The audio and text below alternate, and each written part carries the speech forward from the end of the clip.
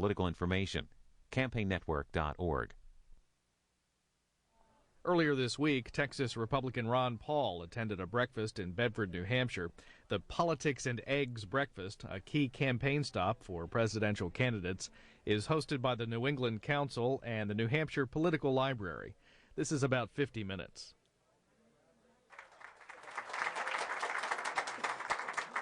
Thank you. I deeply appreciate that, and I am very pleased to visit so many people so early in the morning. And I guess you're used to getting out in the cold, but, I had to even put a sweater on today. And coming from Texas, it's a little bit warmer there. But it is a delight to be here. I was actually raised in cold weather up in Pittsburgh before I went to Texas when I was taken into the service. But I want to thank the New England Council as well as the New Hampshire Political Library for hosting this. This is very nice. And I am very pleased to come out and visit. When I first walked in, I saw three very familiar faces, and I want to introduce them because they're up here campaigning, and they happen to be my three granddaughters, and that is Valerie, Laura, and Lisa. They're back in the corner. Stand out.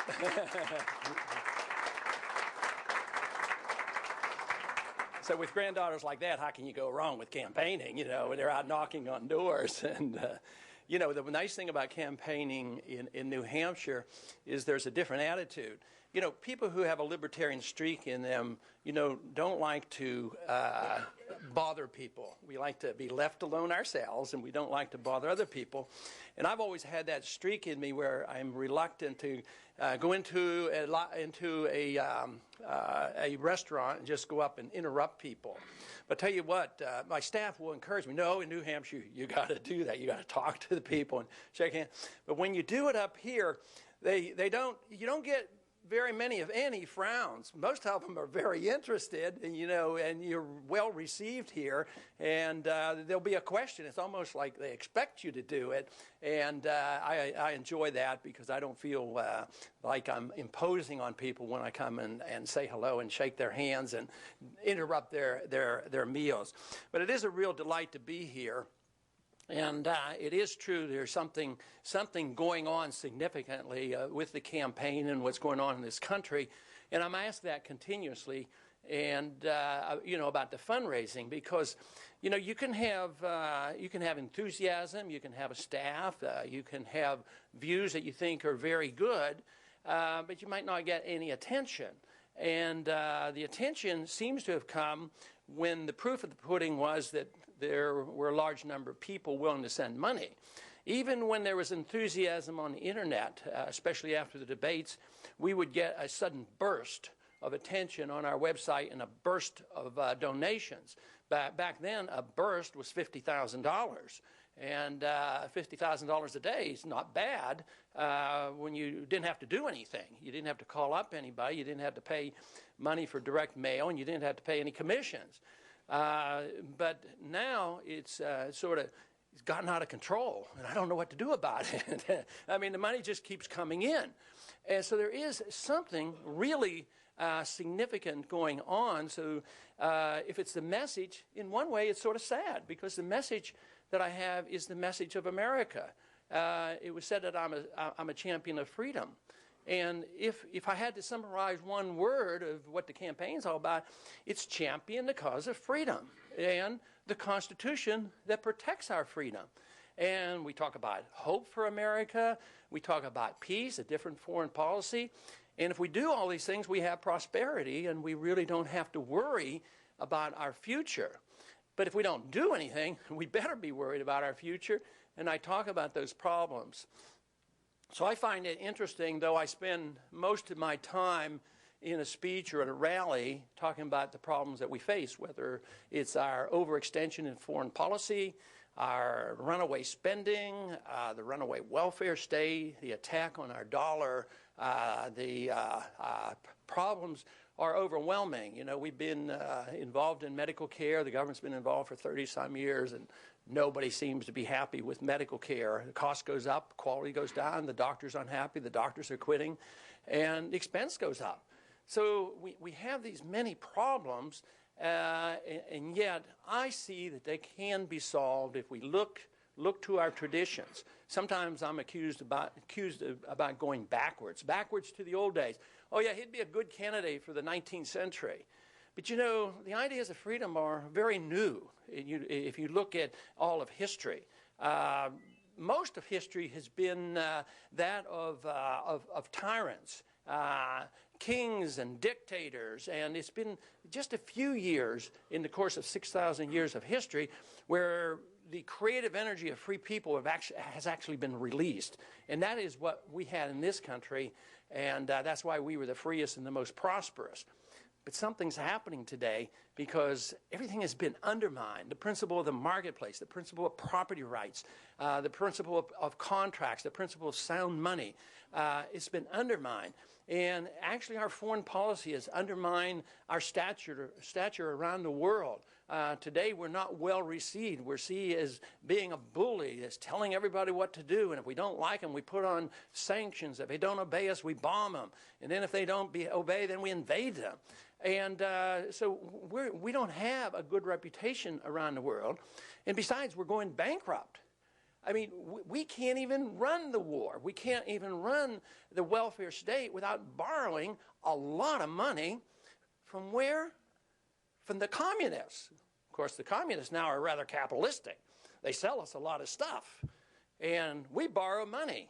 And we print the money. And they take our money and then they loan it back to us. Actually, if they deny continuing to loan us the money to subsidize our current account deficit, the dollar is going to collapse. And they're not taking our dollars as readily, and that's why the dollar is down. And it is the measurement of our economic crisis that we're facing. It is the value of the dollar. I remember well the crisis of the 1970s. Matter of fact, it was the breakdown of a monetary system that was devised, and I don't blame anybody in New Hampshire for it, but it was devised right here in New Hampshire, and that was the Bretton Woods Agreement in 1944. It was a false gold standard. It was a gold exchange standard. The dollar was to be linked to gold, and the dollar was going to be as good as gold. And even back then, an Austrian economist by the name of Henry Hazlitt, who befriended von Mises, the great Austrian economist, said it won't work. It's going to fail. And I read the Austrian economists in the 60s, and they predicted it would fail. It failed in 1971, and it ushered in the age of stagflation. And we were paying the bills for the 60s, living beyond our means. The expansion of the welfare state, as well as the war. Another war that we should have never been in, all that loss of life and loss of wealth, and then we finally had to leave, and we had to pay the bills, though. And paying the bills meant inflation, devaluation. All debt, when it gets beyond a certain level, you can't really pay it off by hard work. You get rid of the debt at a national level by defaulting on the debt, and you default not by not sending out the checks, you default by debasing the currency. Matter of fact, if you study Keynesian economics, it's deliberate because there's no other way they claim to do it. If they think, Keynesians think if wages have to go down in a recession, you want to lower real wages by devaluing the currency. So it's a deliberate policy that they face. But we had to pay the bills. I got interested in politics. I first ran in 1974 over the monetary issue. And if many of you here, I'm sure, remember the 70s, 1971, it was August 15th, and Nixon got on the air on a Sunday night and announced we are going to close the gold window, we're going to have wage and price controls, and we're going to put a 10% tariff on all imports. This is devastating policy. And yet the next day, the stock market went up the highest in one day in our whole history. And I thought, there is something wrong with this picture. But my assumptions were correct because the 70s turned out to be a bad decade. To save the dollar and save the economy in the 1970s, we had to have interest rates to go to 21%. Today's the conditions are very similar but much worse because we have a foreign debt that's $2.7 trillion, a national debt of $9 trillion. We spend $1.4 billion a day just for interest. We have a current account deficit of over $800 billion a year, and it cannot be sustained because our good jobs have gone overseas. Our wealth is much smaller than it was back then. So just raising interest rates to 21%, as Volcker did, to pull the dollar out of the nosedive, even then, we had to go begging to the IMF, and the IMF bailed out the dollar. But they patched it together and kept the dollar bubble going. But that's what we have now.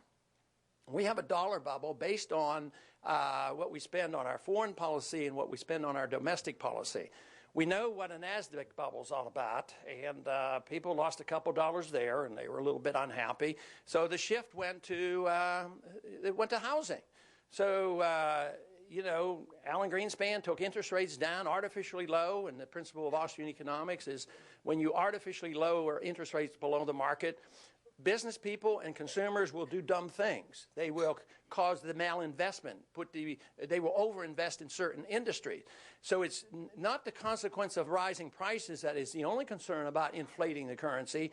That's only part of it. The real trouble is the malinvestment, the misdirection of investments.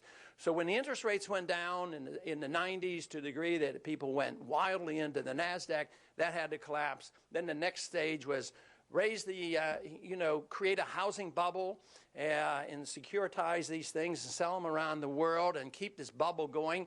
And there'll be inflation, the price of your house goes up, and the consumers say, I'm so wealthy, my $100,000 house is worth $150,000 now. I'll go out and I'll keep consuming. I'll borrow against this until interest rates change, until that bubble bursts. And we're in the midst of that, and I think it has a long way to go. But I don't even think that's the big bubble. The big bubble is the world malinvestment and dependency on the dollar. It still is the reserve currency of the world.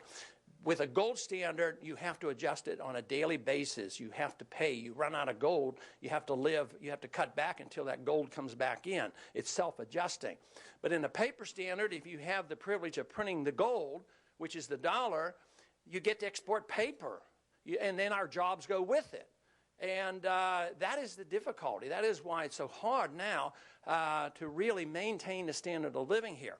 Unemployment is low. A lot of people say the economy is great, but there should be some concern because if you talk to low middle income and middle class people today, they're hurting. They can't pay their bills. They can't pay their heating bills. If you're retired and you're on Social Security, your inflation rate, your prices, your cost of living is going up probably 10%, and the government says don't sweat it. Inflation is only 2%, so the cost of living increase is 2%. They can't keep up. It is very annoying to people like that, and they don't know how to figure it out, and it has to do with the monetary system, so that has to be adjusted. But what we really need to do is look at the real causes of our problem, and it's been going on for 100 years. We changed our tax system.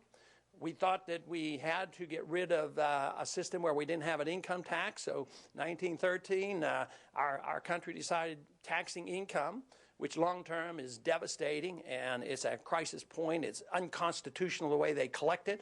We're guilty until proven innocent. We have to testify against ourselves, and it's devastating because it means the government owns all our income, and they allow us to keep a certain percentage under certain conditions. That's why I'm absolutely, opposed to the income tax. But at the same time, we introduced the notion of the Federal Reserve, which means if we can't tax enough, we can't borrow enough, we just print the money. Makes no sense whatsoever. And they think this is a silly idea to talk about backing a currency with something and restraining the government. But if you allow governments to print the money, there's no restraint on government because it can always resort to the inflation tax, which is an invisible tax. And it hurts the very people that we're supposed to be helping, that the ones who have all the welfare programs. We got to take care of the poor, the education, medical care. How do they do it? Deficit financing, print the money, and prices go up, and the very people they're trying to help are really hurt.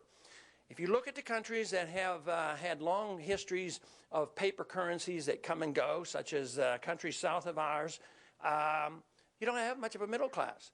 You have a large poor class and a large wealthy class. That's what's happening in this country today. The middle class is being hurt and injured, and it's going to continue that way, and that's why there's a lot of unhappiness in this country, because we've lost control of our lives. We aren't self-reliant.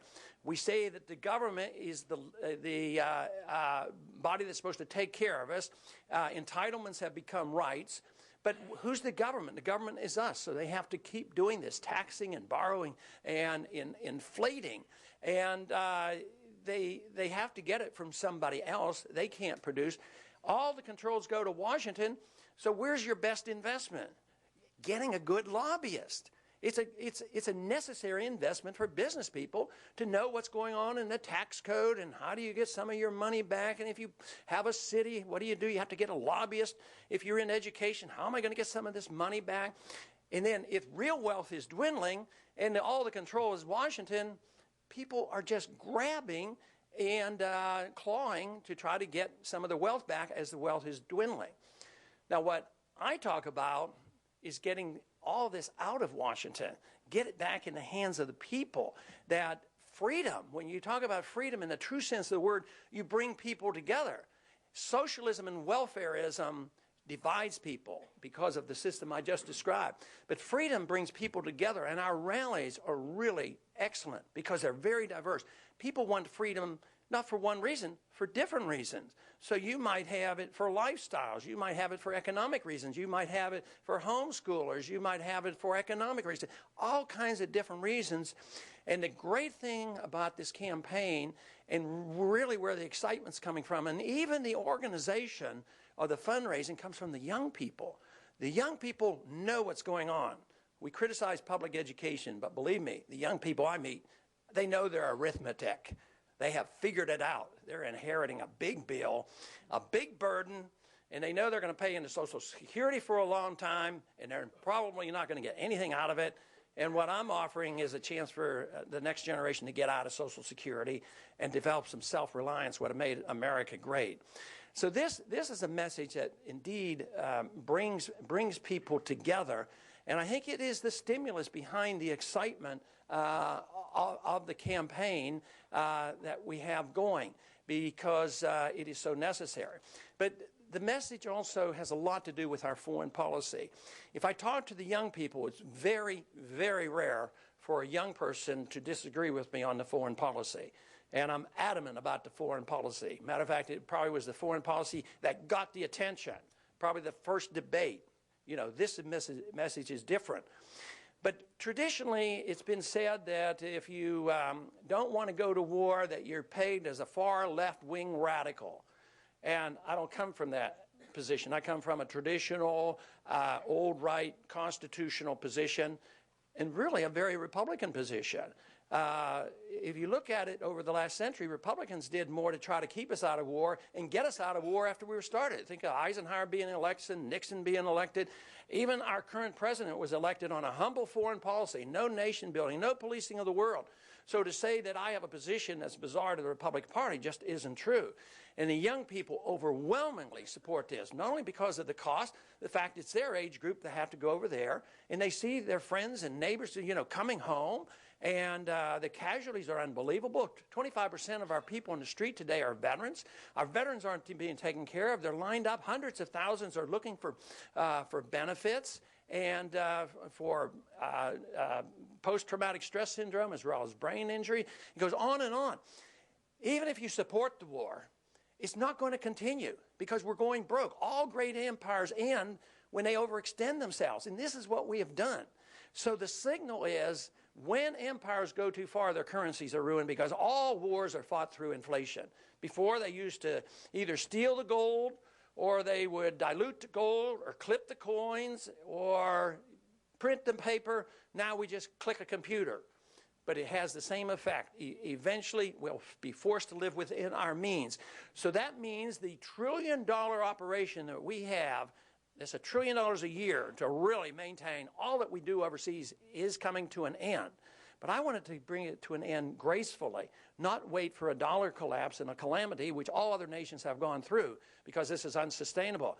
That is, I want the foreign policy of the Founding Fathers. No entangling alliances, friendship with people, trade with people, no sanctions. We should be trading with Cuba. We should 45 years sanctions to get rid of Castro. He looks like he outlived that whole process, and it's time we change our attitude about this. We shouldn't have sanctions on these countries. We're looking for a war with the Iranians, and now we know they're not even building a weapon. They haven't been doing it for 4 years, and yet we want to go to war with them, and we have sanctions on them. We have our Navy there threatening them, and nobody, the other candidates don't even want to take a nuclear first strike off the table against the Iranians. It makes no sense. The same thing, this whole war was concocted to go against the Iraqis. I mean, they were no threat to us. Nothing to do with 9/11, no weapons of mass destruction, all this death and destruction. We blow up their bridges, we're taxed for that, then we're taxed to rebuild their bridges, and our own bridges are falling down, and we have this national debt that's, right now, if you recently looked at the deficit, it's doing this. Revenues are going down, and the spending continues. This week we're working on a budget in Washington. We want the executive branch, the Republicans want more money for this warfare state, more money for the military-industrial complex. And the Democrats want more money for welfare. That's the problem.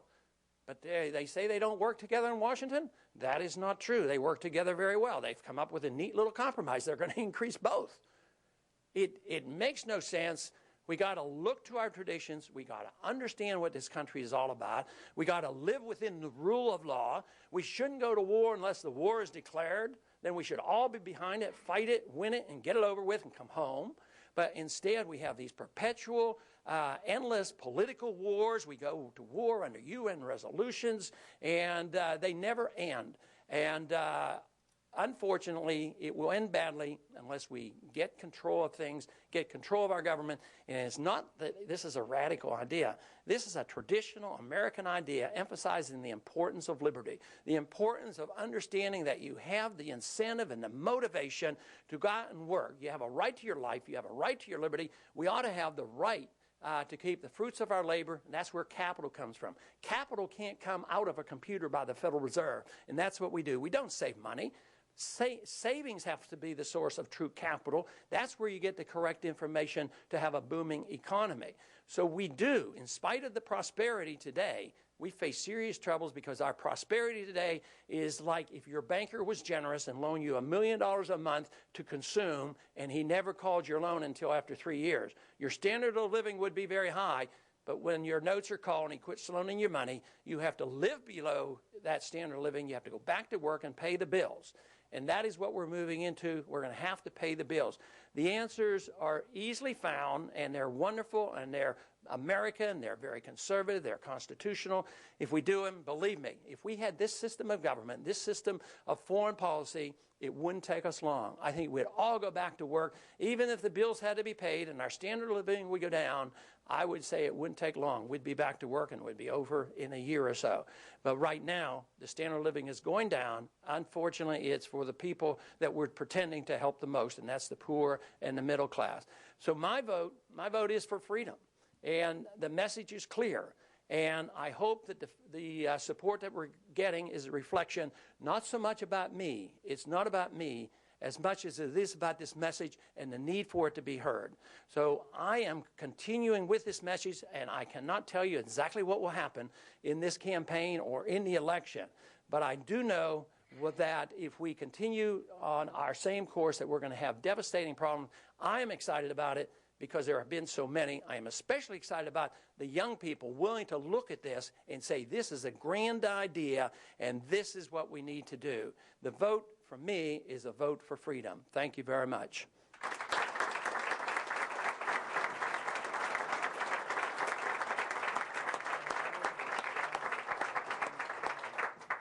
The congressman will take questions from the audience. We just ask that you wait until the microphones get to you before you ask the question. Thank you.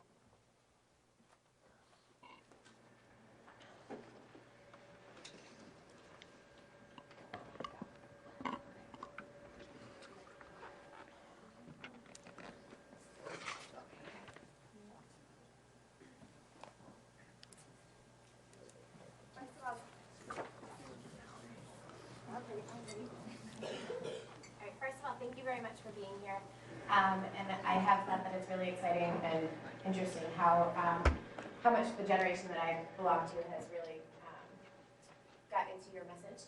And I wanted to take a second and ask you about, I know that you talked about no first strike. About what? No first strike with... Oh, no first strike, right?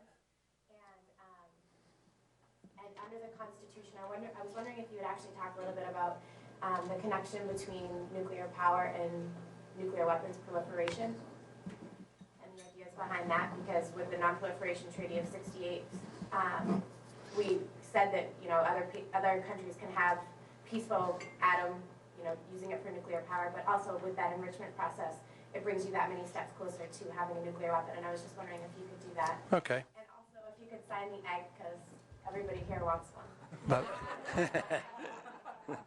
Okay. Yes, I did make the statement that we should have no first strike, matter of fact, no first strike nuclear or conventional weapons, because it doesn't make any sense. A president has a responsibility to, retaliate against an attack. I don't think there's been a good example of a need to do that throughout our whole history. But it was especially true in the early years that if Congress was way off and they had to come by horse and buggy, the president had the responsibility, the moral and the legal responsibility to thwart an attack on the United States. That still is the position I would hold. But that's quite different than starting a war. So I would say no first strikes. It should be done with a declaration of war, and not with the Congress reneging on their responsibility by transferring this power to the president, which Congress did, and just said to the president, if you feel like it, do it. If you don't, you don't have to. But if you do it, we'll pay for it. And it was the worst of circumstances. So although I'm critical of the administration for taking us to war, I'm almost more critical of the Congress for reneging on their responsibilities, because Congress should have stood up to it and said, we either declare a war or not. Matter of fact, I made our International Relations Committee vote on a declaration of war. Nobody voted for it, including myself, but they didn't want that responsibility. On nuclear power, I support nuclear power. I think it's very good. I think it's clean and it's safe compared to the others. Yet I want the government as far away removed from nuclear power. I would like to have seen a lot more development because of the restrictions they haven't been able to develop. But the Non-Proliferation Treaty is something that is in existence, and we have severely bent the rules on that and have not followed them as we should. Matter of fact, Iran has been a better follower of the Non-Proliferation Treaty than we have been, and because we would never expose ourselves to what we expect other countries to do. But they have an established international right to enrich for peaceful purposes. And now that our own government, as well as the UN inspector, said that they have not worked on a weapon since 2003, they're really within the international law. And that is sad. So if there is an international agreement that they're not going to continue the process and enrichment to produce nuclear weapons, I think they should be allowed to. So we have literally violated that treaty and imposed it on them. And unfortunately, the demagogue Ahmadinejad has made it easier for us to get away with that, but he's a loudmouth, and he's going to have trouble getting reelected, and really doesn't speak for the people because the mullahs really run the show over there. So there's a distortion there. But the truth is they do have the right under the treaty to pursue this, and yet we tell them you absolutely do not have this right, and that is not true. We're violating the treaty when we tell them that.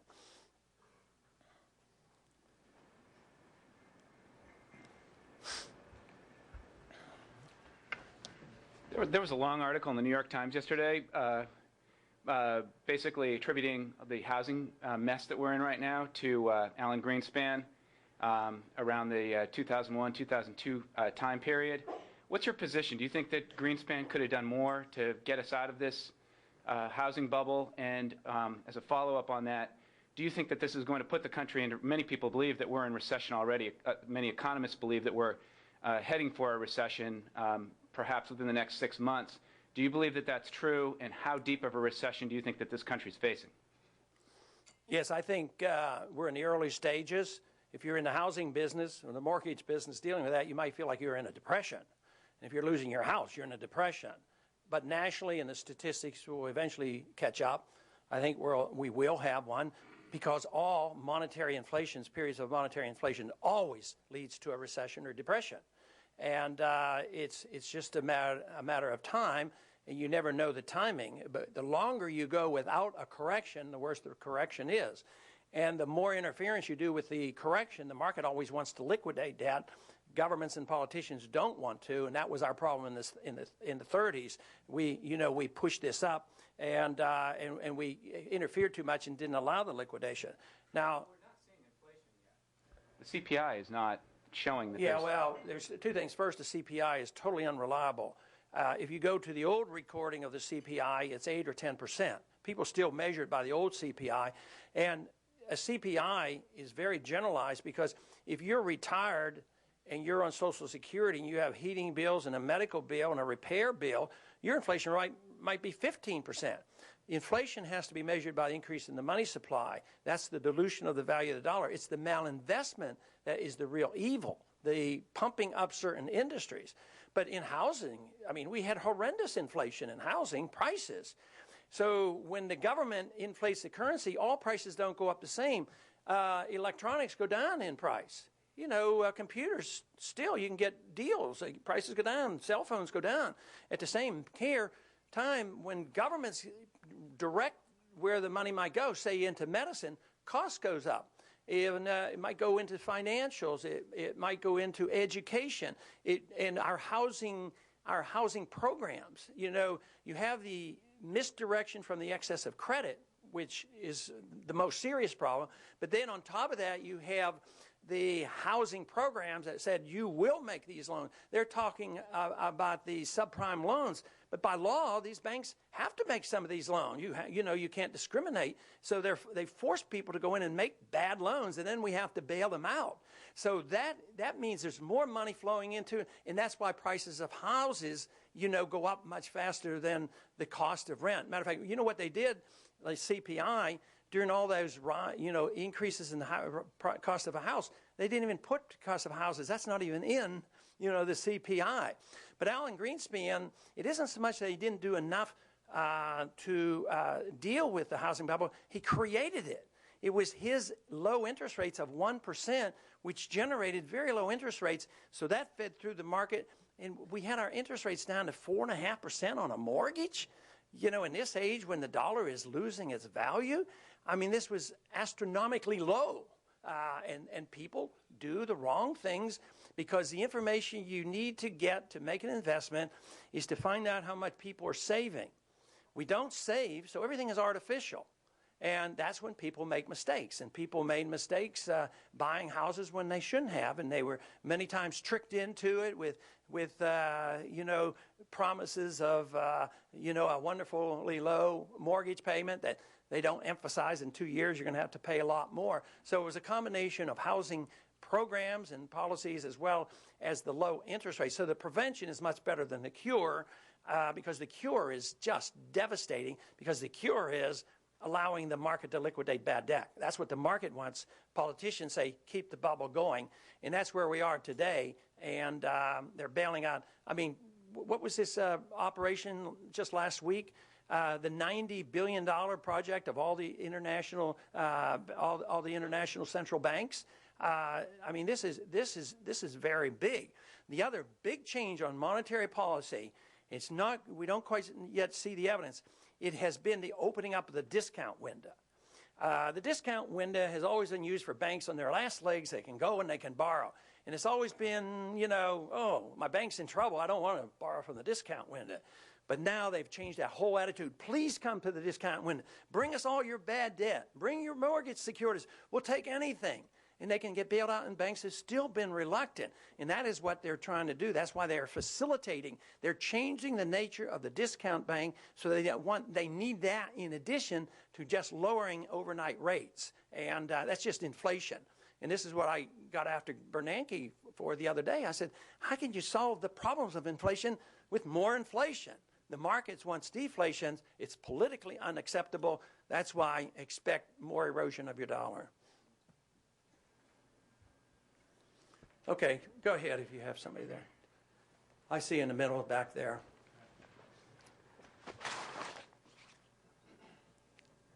There we go.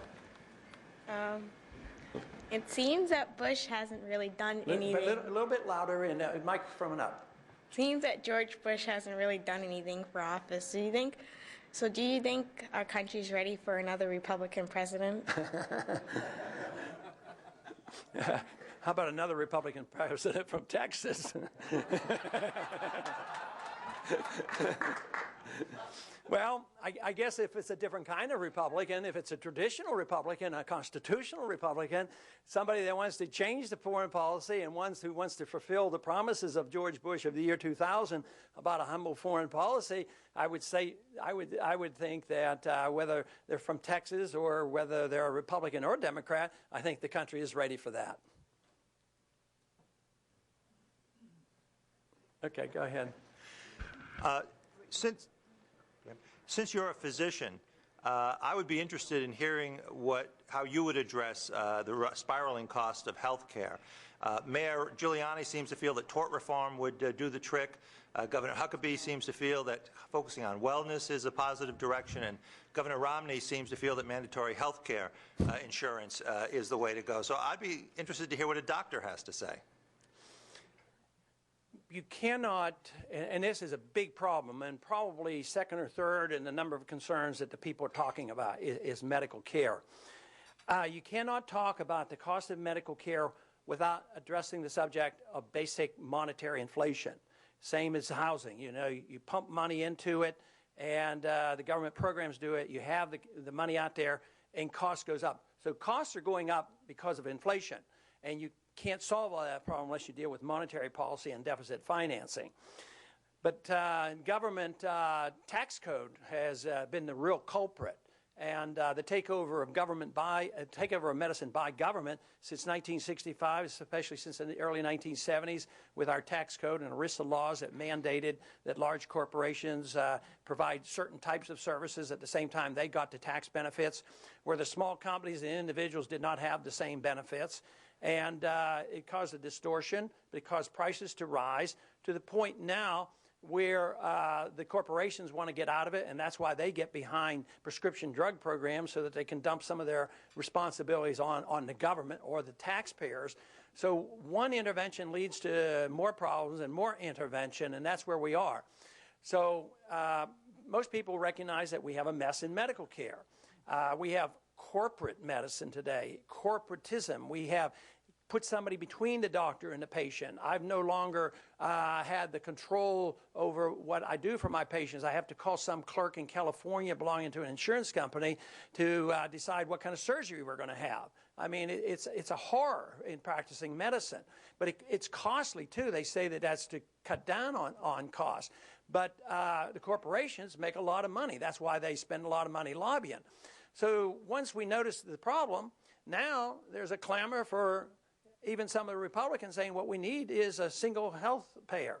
And that's socialized medicine. They call it single health payer, but they're talking about socialized medicine. Most Americans don't believe in socialism. Some people don't believe in socialism except for medicine because they think medicine is distinctly different and that the market can't provide it. But the mess that we have now could be corrected by changing those tax laws, making sure that the individual gets the benefit, not the large corporations. Make sure that every single dollar you spend on medical care can be written off or have these health savings accounts where you get the money, young people especially, they ought to get the money, put it in the bank, not have to pay taxes on that money, not pay taxes on what it earns, and let them pay for their services. We don't have insurance. If you can have an insurance policy that says you only have to pay $5 to see the doctor or $5 to go to the pharmacy, that's not insurance. That's paying prepaid services. That can't, the insurance company can't measure risk. Insurance should measure risk. Accidents and catastrophic problems and intensive care and hospitalizations. And then an individual who could put their savings aside could buy these major medical policies. But we have lost our way here because we lost our confidence, and not many Americans believe that people would be taken care of. But I happen to believe that. It happened before. People weren't out on the streets. I can remember working in a hospital for a couple dollars an hour in the 1960s before all this started. It was a church hospital, and nobody was turned away. Nobody was put on Medicaid immediately. Today, everybody's put on some program, a government program, and then do you think that the hospitals then charge the least? No, you charge the most. And because of the cost of increase, the inflation, the hospitals have trouble making it. Then we come along and we put mandates on these hospitals. In the South, there are mandates that you take care of every single person, legal or illegal. Hospitals are going broke. It's too much government interference. We have to wean ourselves off. We can't close the system down overnight, but we ought to get people out of the system and relieve the burden. I don't believe my transitional program is that I wouldn't turn anybody out in the street. I wouldn't deny medical benefits on individuals who have become dependent, but I would not raise the spending level. I would not raise taxes. I would save it elsewhere. We need to take care of our people at home and save this money from overseas. But I think it's the tax code and these changes as encouragement, get control back to the patient, would do a lot to help the situation. If you're elected, what would be your 3 most urgent priorities after taking office? What are my 3 most urgent priorities after taking office? Probably the first one would be to end the war and to announce to the world that we have a different foreign policy, that move the Navy away from the shores of Iran and don't threaten them and remove the sanctions. It would change the nature of everything going on in the world. And with this effort, people would, I think, take a sigh of relief. I believe interest rates would not go up. I believe oil prices would probably drop just because there would be less likelihood that we're in a war in Iran, and that war would not be spreading. So that would be high on the priority. The second priority would be talking to the Congress to, to develop a rapport with Congress to know where I stood on these issues and what they have to do to get these bills passed. And it really is a program where I can talk to other people, just as I mentioned on medical care. It's not for closing down these programs as much as finding places to save it. I just think it's so much better to save money overseas than it is to attack our programs here at home or not give adequate care to our veterans.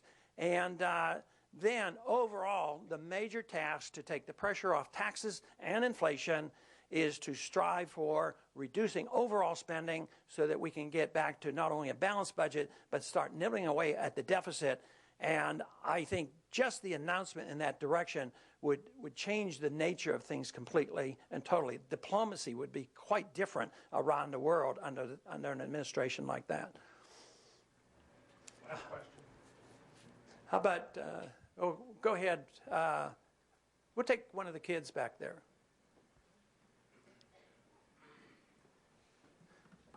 Since they're the backbone. How will you help bring the troops home? Oh, how would I help bring the troops home? A lot of things that I would like to do, since I'm a strict constitutionalist, and I always want, and it was mentioned in my introduction, I want to limit the power and scope of the executive branch. There's a lot of things I have to get done with the Congress. Some of these programs change a tax code, and I would recognize that. But the president is the commander-in-chief. So the president has the authority. There's not a declared war, and we could start bringing our troops home. See, I'm not for just bringing the troops home from Iraq, which we should. You can't do it in a day or a week or a month, but within months you could. But the announcement would be so important.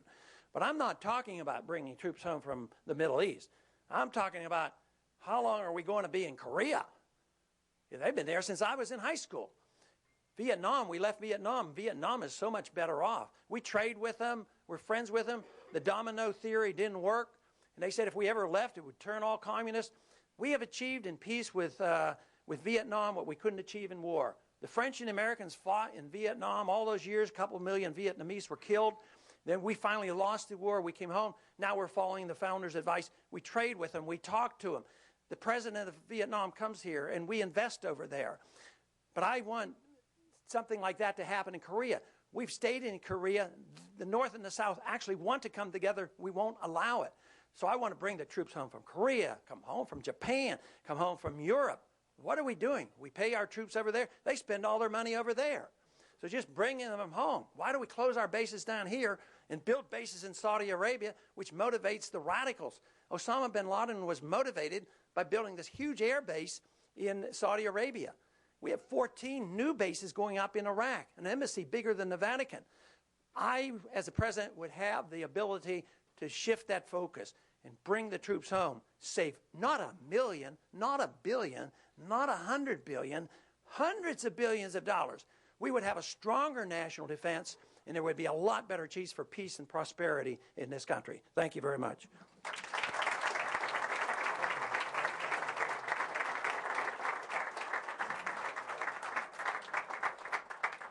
Congressman Paul, thank you for joining us on the New Hampshire primary campaign trail, and there's a little something to keep you warm as you continue through the winter. Thank you very much.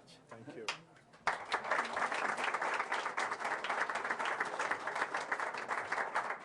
That concludes this morning's installment of Politics and Eggs. Have a good day. Do you see that reflected in the polls already? I haven't followed the polls that close, so I just do what I have to do. So the polls aren't all that revealing. I think that the national polls haven't shown me, right up at the top, but most of the people are new people and have not been called, and they're independents, not Republicans, that will be supporting me. You're so confident you'll be inaugurated in January? I don't talk in those terms. I just do my best, and we'll see what happens. I think it's too early to make predictions. I know a lot of people believe that's a very strong possibility. Can you explain to people in Europe how you would change America's position in the world, the foreign policy of this country? Just talking to people. Hello there. I'd like to be able to shake hands with these people. Okay. Mr. Paul, a couple quick questions for you. Here you are. Thank you. Okay. Hello there. All right. We were curious, the new WMUR poll shows you have single digits. You said that you still feel good about the campaign. Explain a little bit. Well, how could I not feel good? When you get 57,000 people in one day send the money, 25,000 brand new people join the campaign, how could I do anything other than feel good about it? Maybe the polls aren't accurate. Maybe the fundraising and the support I'm getting is a lot more accurate measurement of the strength of the campaign. Are you hoping then that things turn around very quickly here in these last couple weeks? Well, I don't think there's any turning around. I think it's just continuing the momentum. I mean, I don't have to turn anything around. We started slowly, and the momentum keeps building, and there's no sign that the momentum is slowing up. So, to me, it's just to continue to do what we're doing. Thank you very much, Dr. You're welcome. Here. I really enjoyed it. Thank you very much. Sir, what are you going to do with all that money?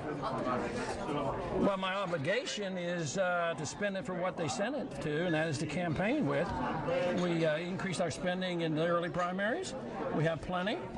And then to be prepared for running campaigns in 20 states. We're in good position to hello there, thank you, to run, on Super Tuesday.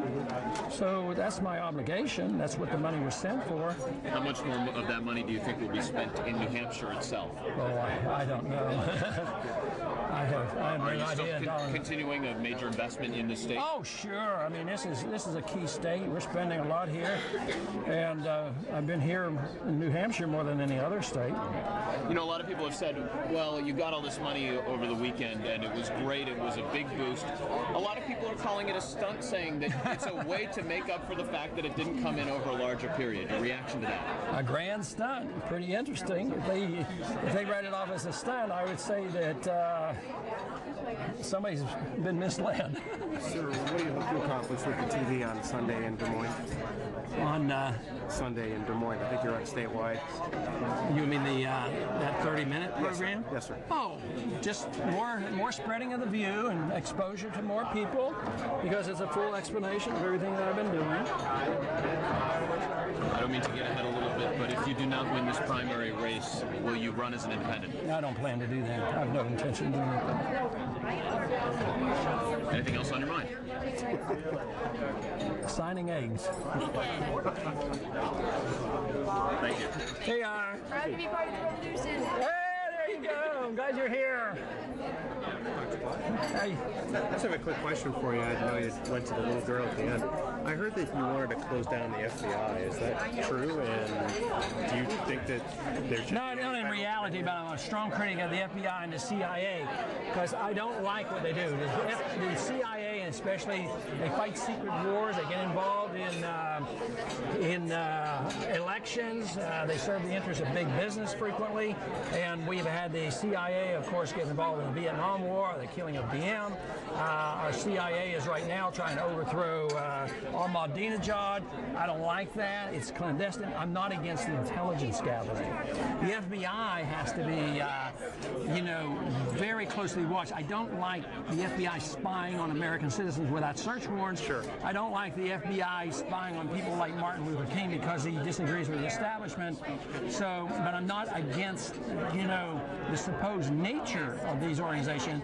But I'd be much closer to getting rid of the CIA and having intelligence gathering in a different method, maybe military intelligence, and not having this very secret, unregulated, unmonitored organization. That is what I oppose. The FBI, there's some legitimate functions of the FBI, but even that, they go too far, and I would want to rein them in. Well, thank you very much. Good luck to you. Okay, very good. Thank you.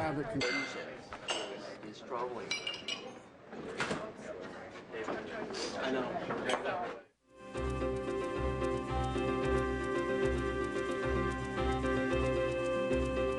Next on C-SPAN, John Edwards campaigns at an opera house in Lebanon, New Hampshire. And later, actor Morgan Freeman discusses the impact of severe storms on coastal areas.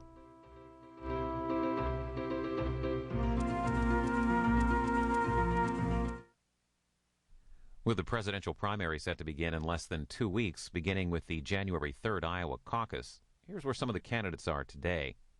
Campaigning in Iowa, former Governor Mike Huckabee, Senators Barack Obama, Chris Dodd, and Joe Biden, former Senator John Edwards and Fred Thompson, and Governor Bill Richardson.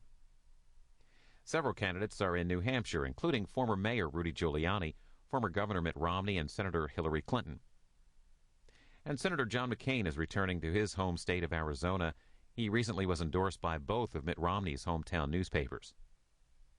For more presidential campaign schedule information, news, video, and highlights, visit C-SPAN's site for political information, campaignetwork.org.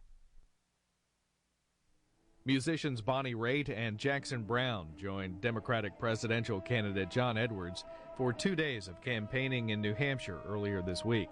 They performed prior to 6 town hall meetings across the state, including this event at an opera house in Lebanon, New Hampshire. It's just over an hour.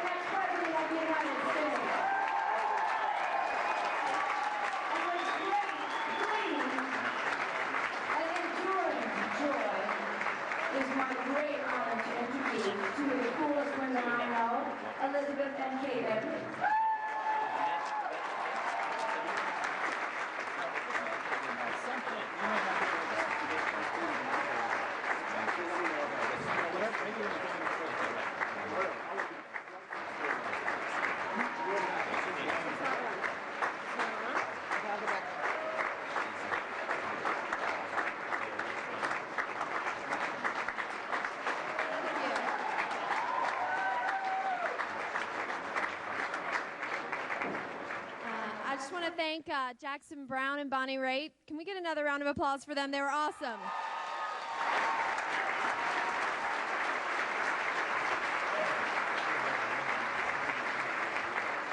They are, however, a very tough act to follow. So I'm going to let my mom do that. I just want to introduce myself. I'm Kate Edwards. I'm up here with my parents. But you probably really want to hear from my mom. This is Elizabeth Edwards. Hey, how y'all?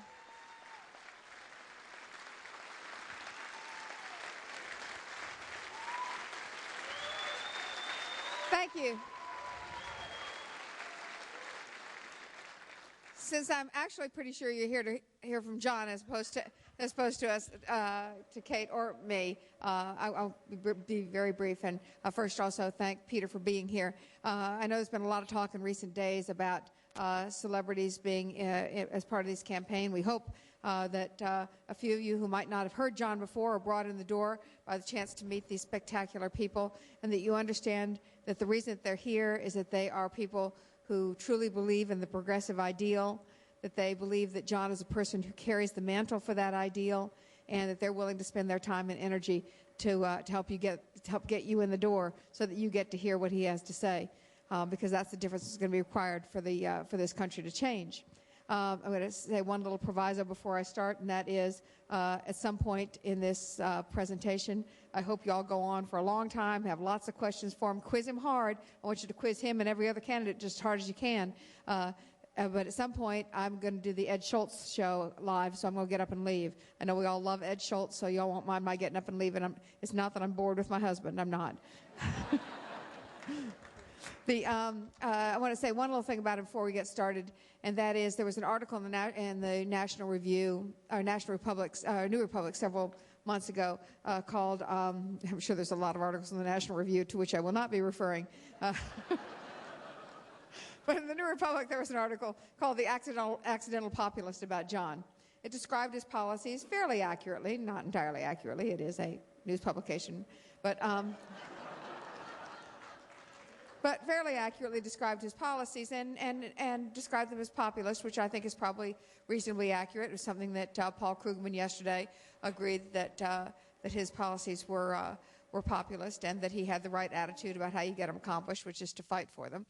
But the thing that the New Republic said was that John was the accidental populist. And nothing could be further from the truth. If you knew the arc of John's life, you would realize that none of the policies that he talks about are accidental. They're not something he read about in the New York Times or the New Republic and decided to embrace, not something some consultant whispered in his ear or even his wife whispered in his ear. These are the things that he believes at his core because of the way he was raised. He came home to a small mill village.